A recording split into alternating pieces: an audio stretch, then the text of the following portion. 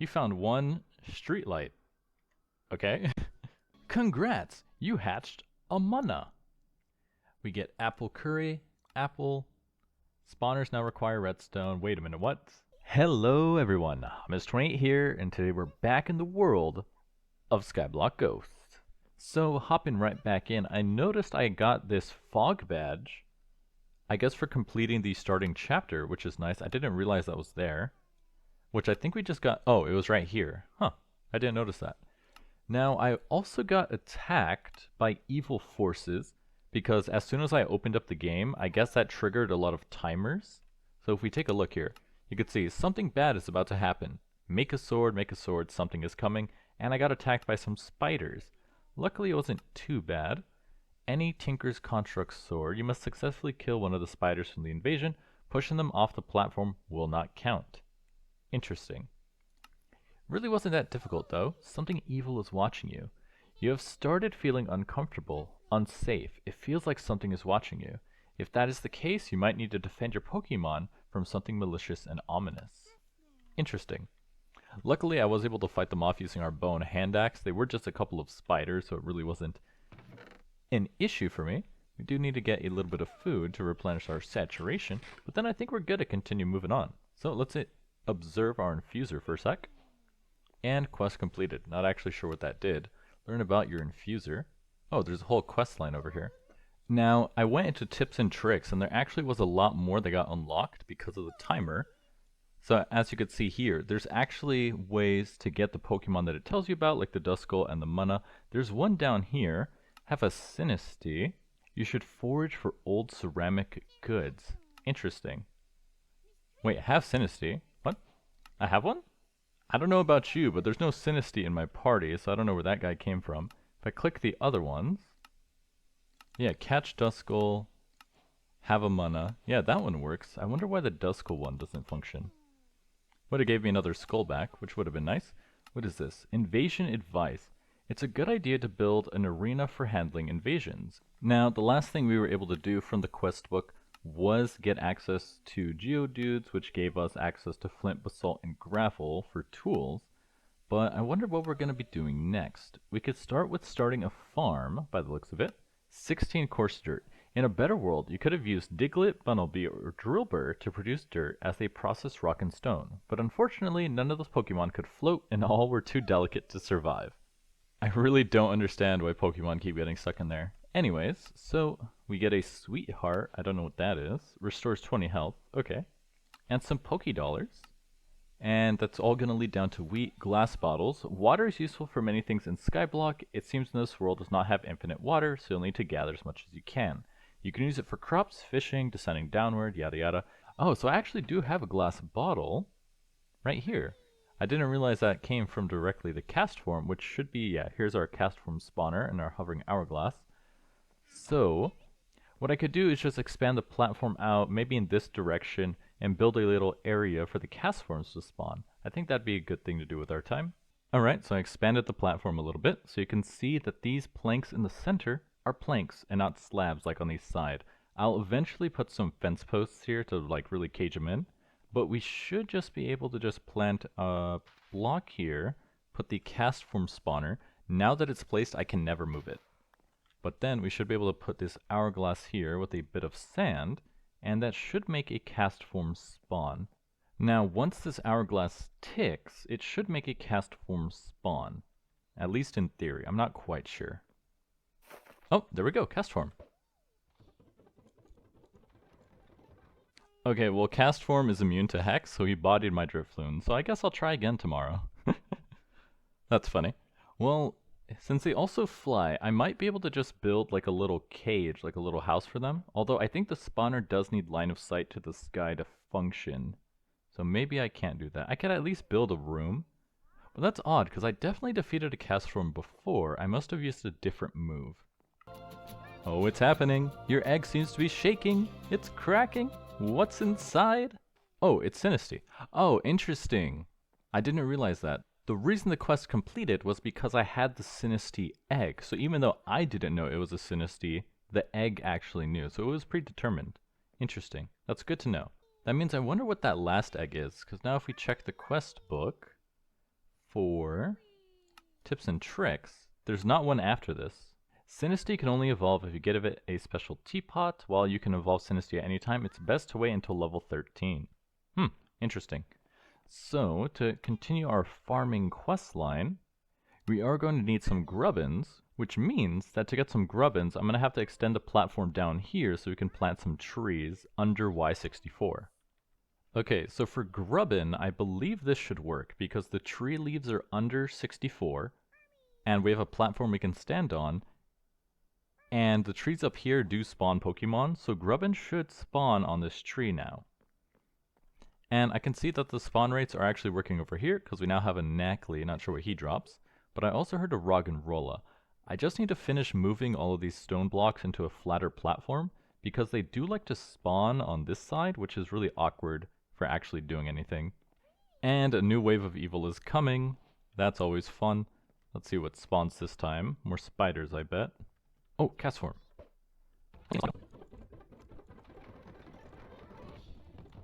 And there we go. We get 2 bottles out of defeating that Castform. So now I should be able to combine it with the one in my chest here. And we can finish off that quest. Oh, there it is. I was going to say, oh, there's the spiders.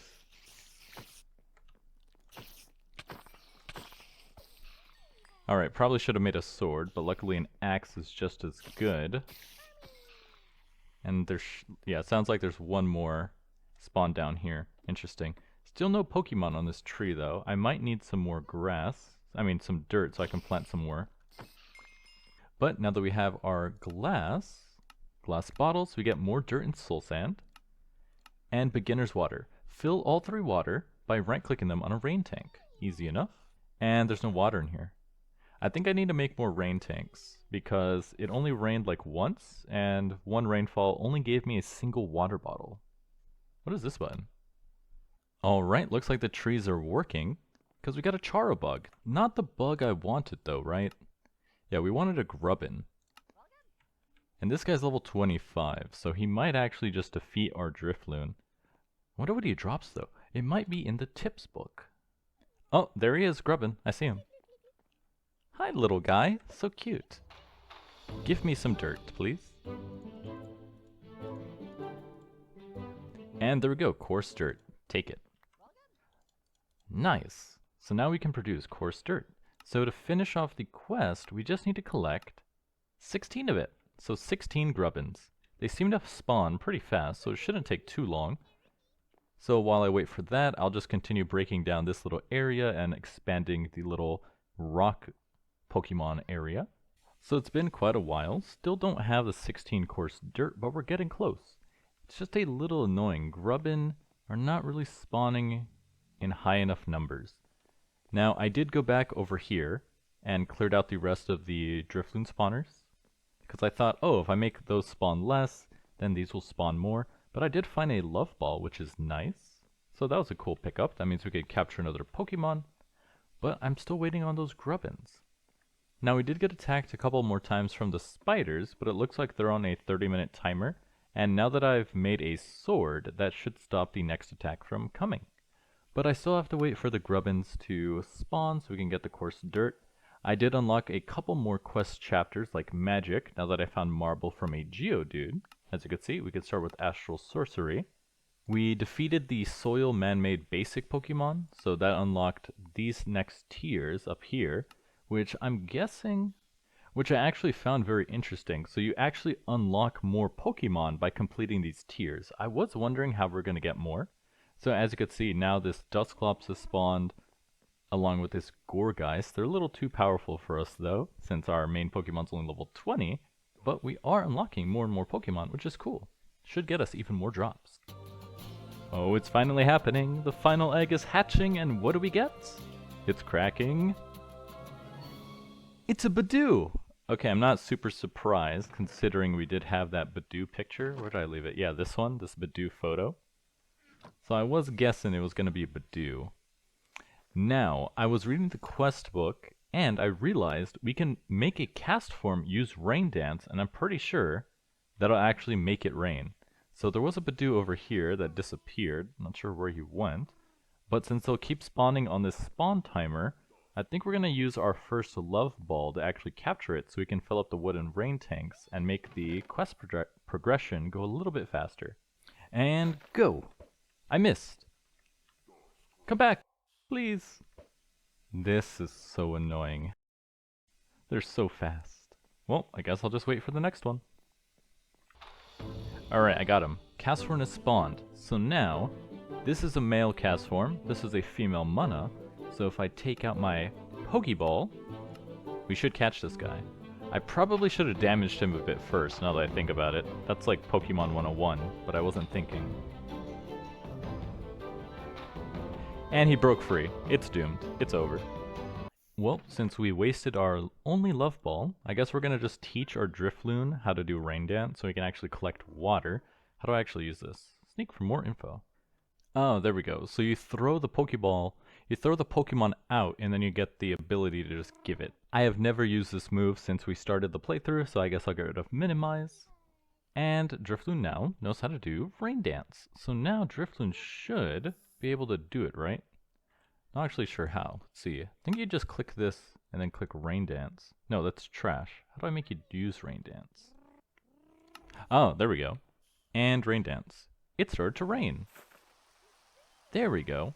So now we can collect water in our wooden rain tanks. And then you can just swap it back and forth. So it's basically like an active ability. You can turn it on and off. Good to know. We're still 3 short of the coarse dirt, but I might be able to actually just steal it from the ground here and finish the quest. Let me just build a platform under this so they don't fall into the void, and we should be good to go. And there we go. All the coarse dirt is collected. Quest completed. Let's take a look here. Oh, it also gave us some more stuff over here. Interesting.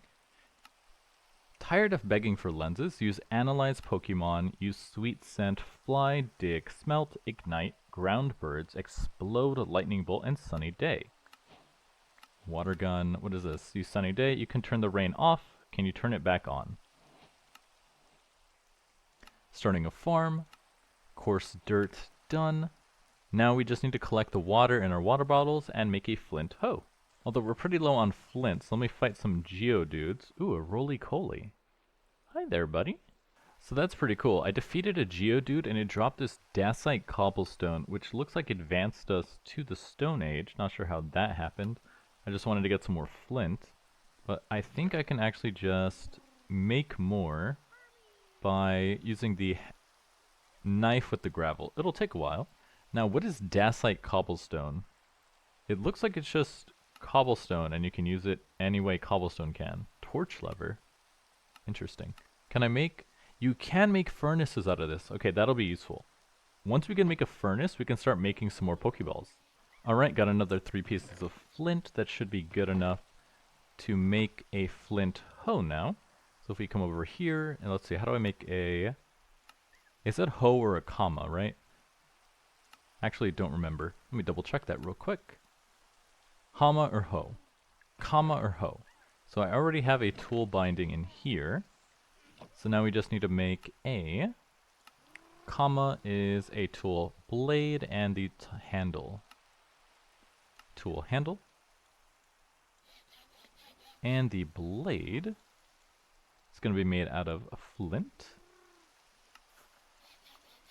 Now we should be able to put it all together to make our comma. There we go. Quest completed. Flint, comma. Drifloon brings a very timely present, a grass block. In order to turn coarse dirt into dirt, you'll need a hoe or a comma. A mattock will not work. And I already made a mattock, so that works too. Mattocks do not hoe farmland either. No matter how hard you try, you just can't produce a normal shovel while tinkering. But this mattock appears to do everything a normal shovel does. You could make it, or you can make a shovel, but both ought to work. Well, it's funny, it seems like I need to make both, because it won't actually account for the quest completion, and a flint spade is just flint and sticks, so it's actually really easy to pull off. So let me just make both right now. Whoa, I thought you were massive. This guy and this. Make our flint spade. Finish off this one. 32 coarse dirt. Coarse dirt can be created by crafting 2 blocks of normal dirt with 2 blocks of gravel. This allows you to effectively turn gravel into dirt. Arceus left a rock Pokemon spawner inside of the granite boulder. If you were to discover the spawner's location and power it with a source of redstone pulses, it would reliably produce new Geodudes. Geodudes have sturdy and Grubbin does not, but Geodudes from a spawner will appear much quicker and more reliably. Good to know. But now that that's done and out of the way, we should be able to sleep and then in the morning fill up our water. So now if we grab our water bottles, water bottle, glass bottles, stopped raining, nice. We can now fill up these guys to complete beginner's water. Get a blue shard and a Wotmel berry. Rain warning. Creating water bottles in this way is very wasteful. You end up spending a bucket of water to fill a third of that. You'll want to follow the quest line, setting up a smithy to get clay, so you can move water around without losses. Good to know. 3 water bottles. For lack of any sophisticated machinery, yada yada, this quest is repeatable. Every usage takes 3 bottles of water. If you're standing in a completely empty block, a source will be created. Oh, that's cool. So I can actually just make... Oh, our inventory is really full. What would even need water, though? But essentially, I could come over here, like this. You stand here, and I can submit... Click the check mark, and it makes water. This water looks disgusting, though. I would not drink that. But hey, it's an option. And now, oh, because that's how, I'm so silly. I was like, why would we ever need water like that? Because you have to actually make sure the farmland is hydrated. Getting wheat will require the following steps. Note, you've observed that leaving some regular length grass uncut near your starting area causes Oddishes to spawn. Oddishes also drop wheat seeds. So we need to take all this coarse dirt, plus this grass block, and now we should be able to build a little grassy area. But this grass looks terrible. So see, this is all coarse, so if we use our hoe, we could turn it into regular dirt. So let's go ahead and build a platform out here to let the grass spread. And soon or later, we'll have enough grass to start getting some seeds. Now, I'm still going to have to collect some more coarse dirt so we can actually start a farm, but this is a good start. Then it did say it wants us to do starting a smithy next. That way we can get clay buckets, and as you can see, it also gets us the love ball and the heal balls, which would be useful. Soul campfires and clay ceramics are how we're going to start. Normal campfires require a piece of gold. That's a typo. So we need to make a soul campfire using a soul torch. Easy enough. And clay balls. You notice that relics of a time long past are spawning deep below the earth, and you believe it might be possible to find Baltoy that were released during the Cataclysm. Baltoy should provide a source of clay. There are several ways you can attract it. The closest is probably an indoor enclosure with a man-made floor between levels 32 and 64. 32 and 64. So we gotta go pretty deep. And by pretty deep, I mean literally just like this deep. It's really not that deep. But it said a man-made floor, so I think if I just use regular planks to build the floor, that should work. And then we can start getting some clay from Baltoys. Now, which one is a Baltoy? I actually don't remember that Pokemon. I guess I'll find out later.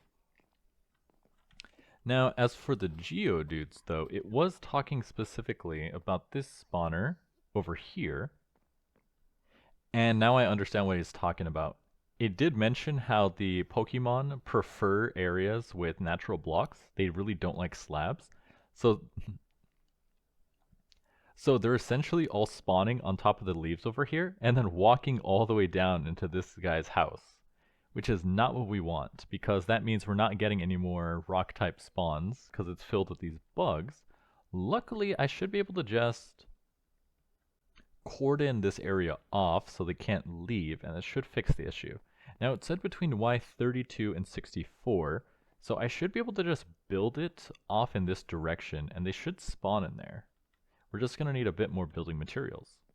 Alright, so I built an enclosed room with a roof, and that should be good enough to spawn the Baltoy. So it looks like I just click this button to show all the Pokemon on this layer, and Baltoys are these ones. And now that I see it, I recognize it. Now, as you can see here, it says it has to be indoors, they spawn on planks, and it must have a non-transparent block overhead. Half slabs can be used. So, theoretically, this room should be good enough to spawn some Baltoys. We'll just have to wait. Now, I might also have to remove some of these guys, because they might be clogging up all the spawns.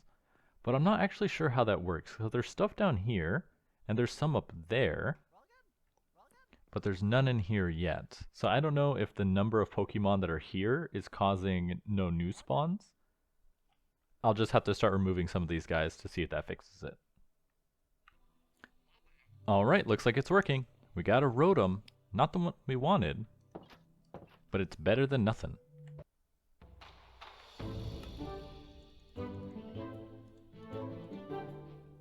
And these guys drop redstone. Nice. That's actually really good because if you take a look at the quest book here, I forget where exactly it was. It might be in Vertical Pokédex. Actually, I think it was under Tips and Tricks. Yeah, here it is. If you manage to blunder into a Pokemon that drops redstone, placing a little bit on the ground anywhere Geodude spawns will instead attract Alolan Geodudes. So that should actually help us, although that's not the Pokemon we wanted, so I might have to just make the indoor space bigger to accommodate more spawns. And there he is, Baltoy, along with a little Litwick. So let me take out both of these guys real quick, using Gust on a Candle Pokemon, probably super effective. Drops a little Soul Torch, we can use that to make our Soul Campfire, and this Baltoy should get us a little bit of clay. 2 clay balls, perfect. Okay, so this room works. All I have to do is make it bigger to account for more Pokemon spawns, and we should be good to go. Now I do have to put some slabs on these guys here, not like that, obviously, because these plank spots are actually letting Pokemon spawn, which is not what we want. Alright, now that room is good to go. So if I keep it closed, it should only keep the Pokemon we want inside, and it looks like we're even getting other types of spawns over here as well, like this little Clink. So I wonder what these guys drop.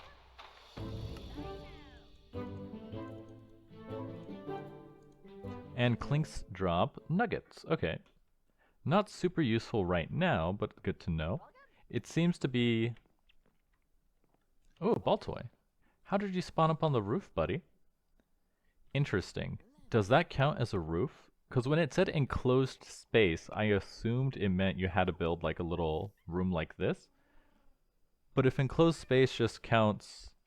But if an enclosed space for this guy just means they just need a player-made block like planks and a ceiling at any height, that does work.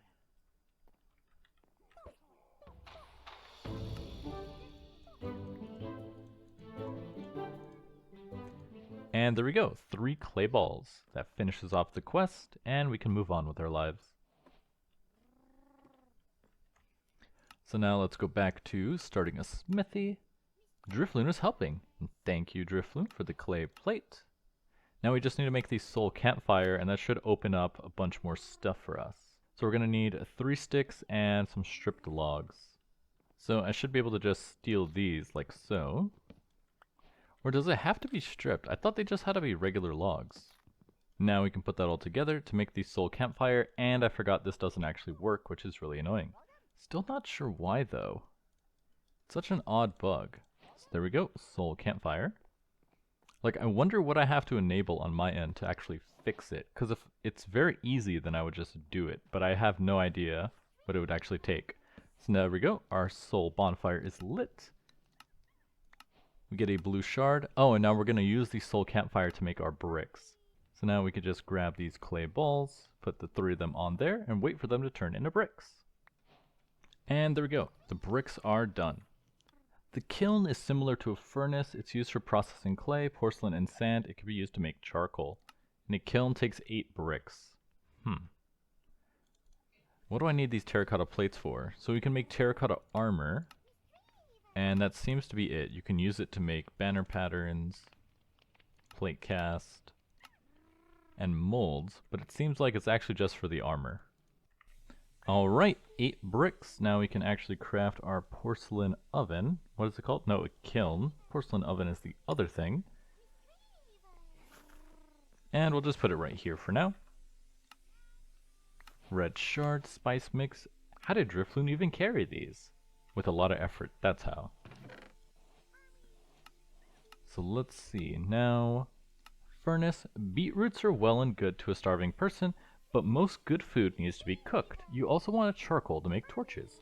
Furnaces can only be made of loose cobble like stone, not granite, andesite, or basalt. The only Pokemon you've seen drop appropriate stone is Baldor, the evolution of Roggenrola, who drops red rock. Bucket. You believe you could shape the clay into a bucket, no more pouring it out of water, and that only takes 3 clay. Or... oh, it's the same thing, never mind. Takes 3 clay to make a bucket. Ceramic shears. You can think of a few functions.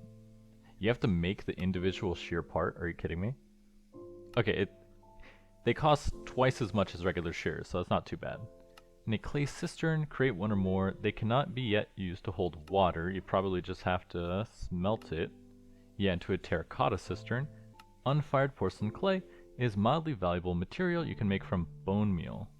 Now, I did look through the quests, and I think there is a way to make more clay using the drops from Roggenrola, because Roggenrola drops terracotta, as you can see here. Wait, who drops terracotta? Did I only get it from Baltoy? Huh, I guess so.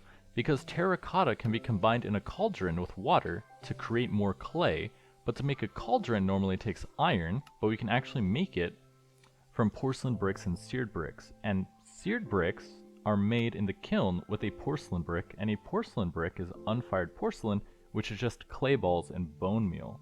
So, we should be able to yield more clay from our Baltoys than before if I just get that set up. We just need a little bit more spawns from Baltoy. We're not getting too many, and I think it's just because this room is a bit too small. So let's see if this Klefki will leave for us right now. I don't know why he's so happy to leave, but I am. Yep, go ahead, Klefki, go ahead. Because he's a little too strong. There's also a boss Baltoy. Yeah, this guy. I can't actually fight him. He's like level 36. So I'm going to have to wait for more Baltoy to spawn so we can get some more clay. And then I should be able to turn our terracotta into more clay as well. And now we got enough grass blocks to make some grass. And is that a wither rose? What is that? I think it is, because the Spinnerack is slowly dying. That is a strategy you can use to get rid of a lot of the Pokemon to open up some more spawns. Is, like, I don't need this guy to spawn right now, so I can actually take that out. Put that away. And you can use Wither Roses to actually, you know, get rid of Pokemon you don't want to be here. So what was I doing? Oh right, I needed this to make, starting a farm, wheat. So, going by the steps, create regular dirt, done. Place the dirt near the grass block, done. Use the grass to produce tall grass and flowers. We don't have any tall grass or flowers. Then break the tall grass to obtain the wheat seeds. You can use knife to also get straw. Where's my knife?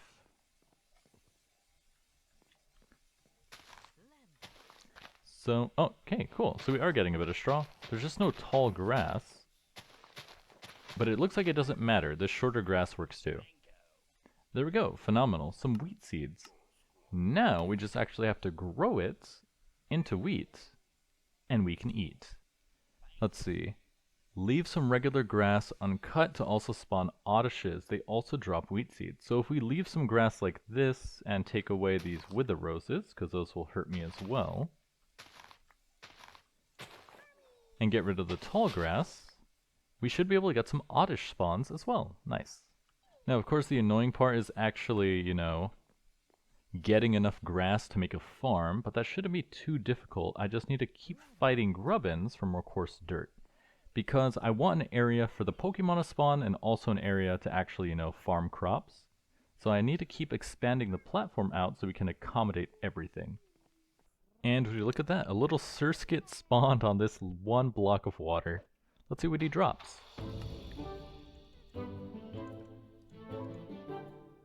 Bottles of honey. Interesting. Wonder what we can use that for. Is it just a food source? Oh, we can use it to make sugar. Honey blocks, obviously. Honey cookies. Honey. Bottles of enchanting are made with honey bottles. Interesting. Not sure what that's for. But I guess the main thing is you can use it to make sugar, because that has a lot more uses. Good to know. But now that we have a little bit of farmland here, we can plant our wheat and get some wheat in edible form.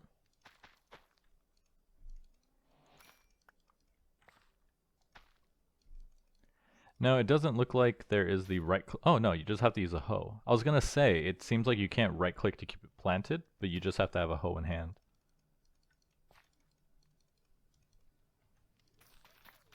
And now we can finally eat bread. Nice. And then I can use the leftover seeds, of course, in our composter to always produce more dirt. I've been trying to get the Odysseus to spawn on this little platform, but I think since the Pokemon really enjoy this dirt, they're not actually letting any Odysseus spawn, which is not that great. Oh, a composter makes fertilizer, not dirt. What mod am I thinking of? Anyways, now that we have our wheat, we get all of this stuff, bide, along with Spice of Life. In order to stay a happy, healthy 12-year-old, you're going to have to try and eat a balanced diet. That's a difficult thing to do. That is, I've eaten pierogies for lunch for the past 3 days now. Eating exceptionally well will keep you spry, healthy, and virtually immortal, just like Ash Ketchum. That's true. He's been 12 for, like, what, 30 years now? Haven't watched the latest TV series, though. I used to watch that all the time. Beetroot soup, pumpkin slice, bread, and a heartbeat. I think we have most of this, actually. Because I can craft some bread right now. We should have some heartbeats in here. I believe I have a pumpkin in one of these chests as well. Yep, there's our pumpkin. There's another heartbeat. Beetroot soup. Oh, we don't have any beets yet. Odysseus drop beets, but we haven't had one spawn yet. And then pumpkin slice is just cutting a pumpkin. That one's super easy. So I can just take my pumpkin and cut this guy into pumpkin slices. So now really all we need is the Oddish. And I think I'm going to have to move all these Pokemon first. This is the case where I definitely need some fences. Like, this is all slabs, right? This is planks. So Pokemon are going to spawn on these planks. But I'm going to need fences to go here all the way around here. Because I need to keep the grass open so Odysseus can spawn. Alright, there we go. For some reason, after I placed all the fences, all the Pokemon just left. I'm not actually sure why. But now, if I just add a bit more grass with some bone meal, we might be able to get some Odysseus to spawn, which should be really useful. It said to get rid of the tall grass and just keep the short grass, so I think the Odysseus do just want this short grass. And then as I get more dirt, I'll just keep expanding it outward, because that should cover any other Pokemon here. If we look at the vertical Pokédex, and let's see, use this to find their spawn. Soil outside basic Pokemon.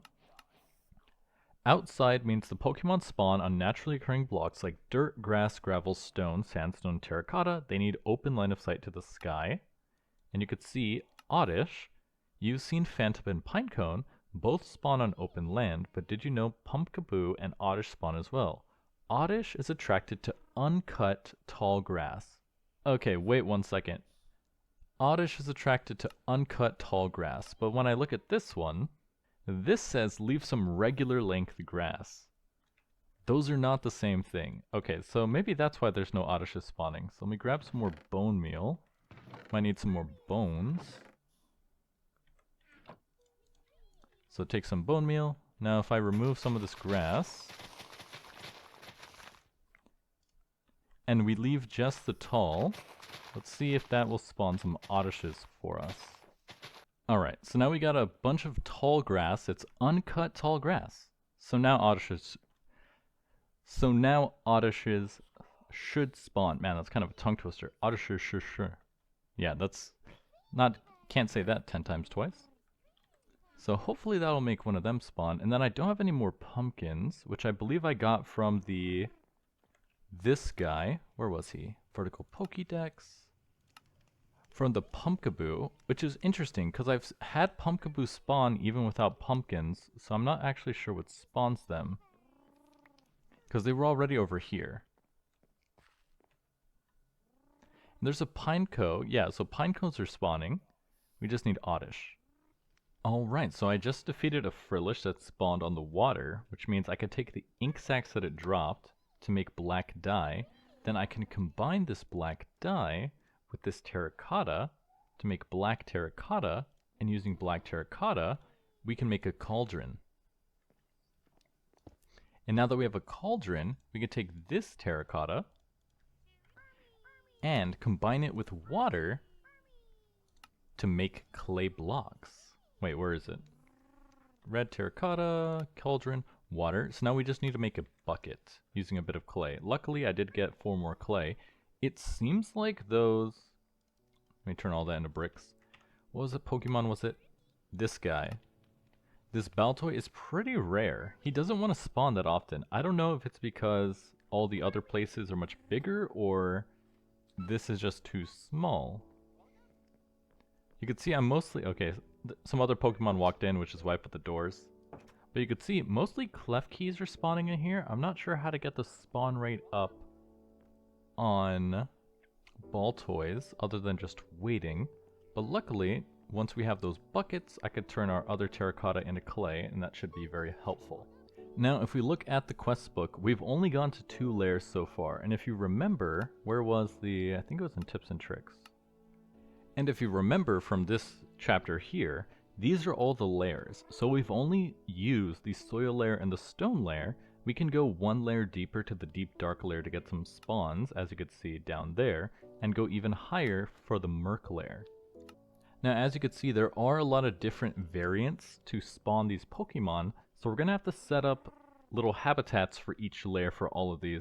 That way we can get more materials. As you can see, starting from the right side, there's soil, underground, water, soil indoors, soil underground, soil outside, soil man-made, soil flying, soil treetops, soil beach, and soil desert.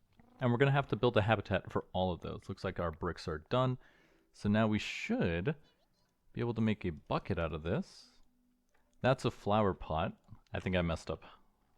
How do I make the bucket? It was with regular clay.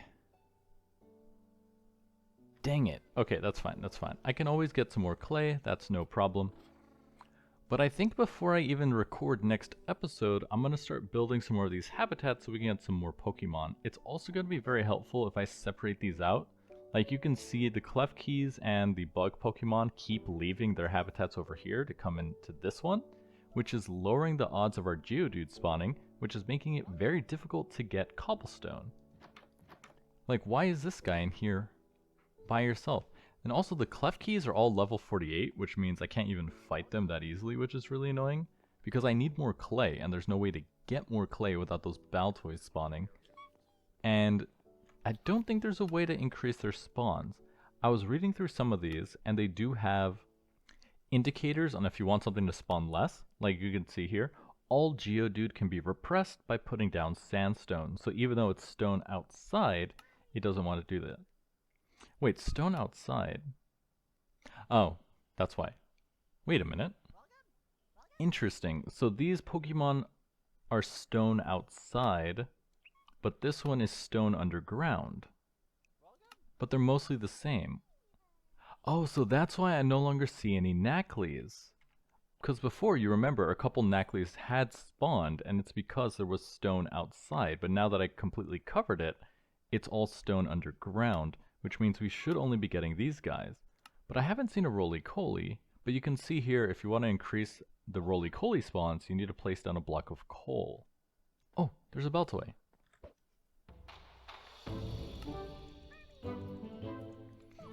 And it's super fast. 1 clay, dang it.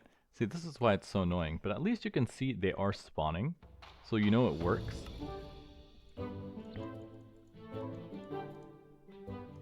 One of the gripes I was having was I wasn't sure if they... One of the gripes I was having was, you know, it's hard to tell if a habitat is perfect, especially since you're supposed to be able to use a command to check it, but the command just doesn't work for me, which is odd. But with 1 more clay ball, we should be able to make a bucket, and then I can turn all of our terracotta into more clay, and that should free up some space to continue down the quest books. As you can see, there's a lot more we need to do with the druidism, cooking, and the stars, But so far, we are pretty set. We just need to build some more habitats to spawn a more variety of Pokemon and go deeper underground so we can actually get some more stone. Now, before we end the episode, we can take a look at druidism, which will give us soul sand and a wither rose. You'll need to be able to breed mushrooms, and this is looking like, okay, we do get a little bit of Botania here, warped fungus and nether wart, so a little bit of the nether. Observe a podzol block. You'll need 4 spruce saplings to get that, which is not too difficult. Rich soil, there's a quest that gives us rich soil. And fairy ring mushrooms, the easiest to grow on podzol, mycelium or special soil is the fairy mushroom. Good to know, pretty cheap, so we can start there.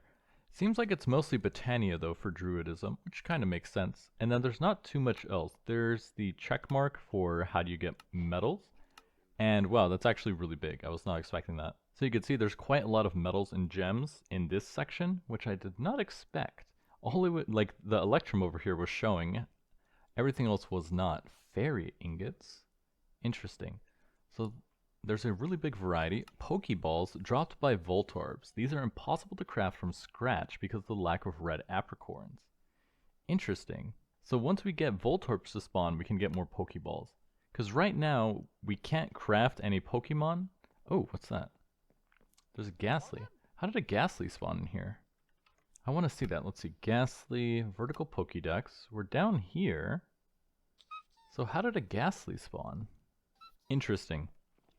So as I was saying, we're not able to make any Pokeballs right now because we lack cobblestone to make a furnace because, as you know, we have to take our pink apricorn and cook it in a furnace to make a cooked pink apricorn, and we can use that to start making some lids for our Pokeballs. So we do have quite a lot to get done, but I think we accomplished a lot this episode and learned a lot about the mechanics of Pokemon spawning and habitats. But as always, I'm your host, Homage28, and I'll see you guys next time.